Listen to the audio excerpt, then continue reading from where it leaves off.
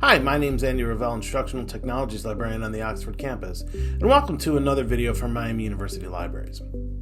EBSCO databases have a number of features which can aid you in your research, but are only available if you're logged into your MyEBSCO account. This works in all of the EBSCO databases, and we have a lot of them. So, the first step, like usual, is to create an account. So you come over here on the right of any EBSCO database, there'll be a link that says MyEBSCO, and you just click on this. If you don't have an account, the first step is to create one. To do that, you simply click on Create an Account, and you follow the steps.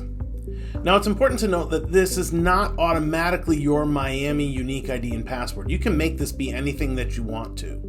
This can get a little confusing because sometimes if you're off campus, you have to log into the system to get access to the database. But that's a separate login from the MyEBSCO login, which can be any email address, but most people are going to use your Miami address. So you put first name, last name, email address, and you create a password. And over here on the right, they give a little bit of a rundown of the kinds of things that MyEBSCO opens up to you. First of all, there is an EBSCO app which you can download from the App Store. And if you use your MyEBSCO account to log into the app, it syncs between the research that you're doing here on your computer and the research that you do on your phone. You can also download ebooks from the computer and actually load them on your phone and read them there. You can save your research, but most importantly, you can create projects, which are like folders based around an assignment, and you can save research in those project folders and then access them later. So let's explore this a little bit. I already have an account, so I'm going to go ahead and sign in.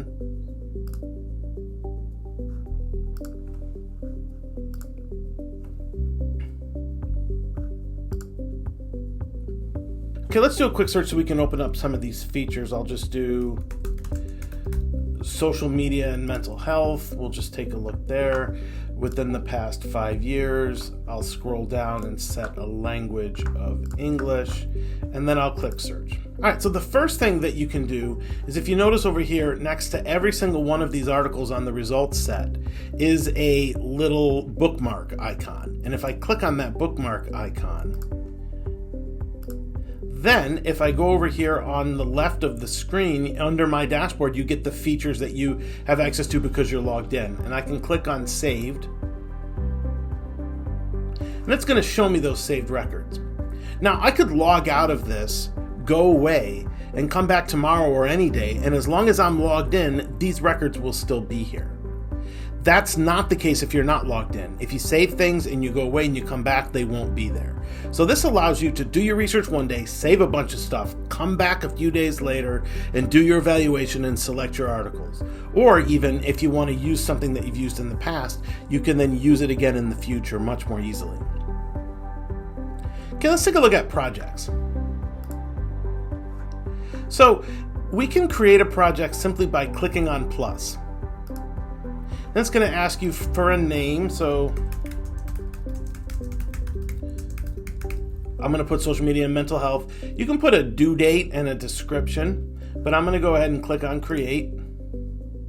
Now if I go back to saved, I can take these records, I can add it to the project. Now if I go back to the project, you'll see that that article is there waiting for me. And this is really important because you can organize the research that you're finding and come back to it later. You can also save searches. So here I'm back to search on social media and mental health. If I click over here on the three dots, I can click on Save Search.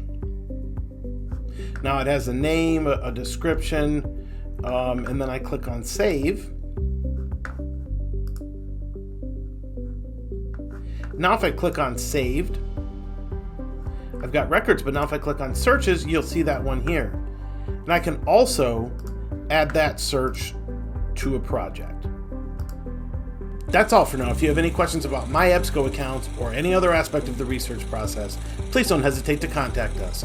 Thanks for watching.